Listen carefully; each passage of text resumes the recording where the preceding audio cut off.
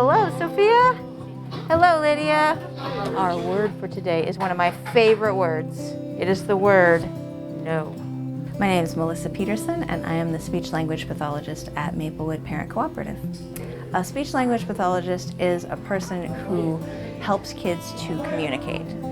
For each kid that might look different, whether they're somebody who speaks with their mouth, so we're working on using words, or whether there's somebody who is non-speaking, and so we're working on using words with an iPad or like a core board or some other way of communicating.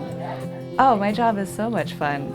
There's just so much silliness that happens in an elementary school, and going with that is when we get the best communication. So I get to follow the silly, and it's really, really wonderful.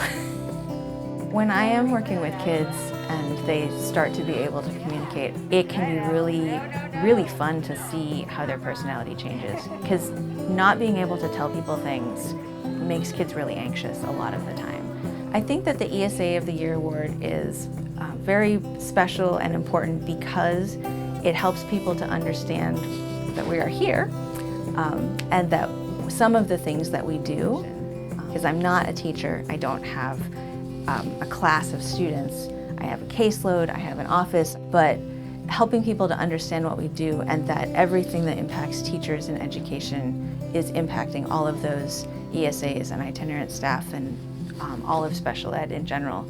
I think that's really important, just to strengthen those connections so that we all understand what we do and can help each other to do it. I do love what I do, and I will say that this past year has been the hardest of all of my 15 years.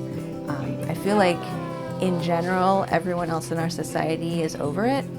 COVID's done, we're back pretty close to what our normal was, except in education and healthcare, where we're still dealing with new impacts. I think that the things that have helped us to get through it is reaching out across disciplines to make sure that we're helping kids, but also helping each other to stay safe and healthy.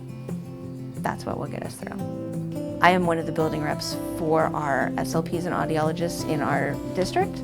So my role in that is to kind of communicate from the union to our SLPs, and then also to carry information from our audiologists and SLPs back to the union saying, hey, this is what we need you to understand about how our jobs are different.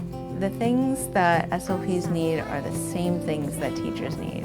We need teachers to have reasonable class sizes so that we have reasonable caseloads.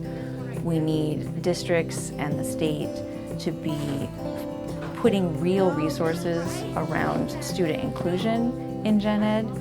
And I would say that students need to be able to communicate what they want to say and have people hear them. And I feel like a tie-in between my job and the union is that all of my colleagues also need to be able to say what needs to be heard and have people hear them.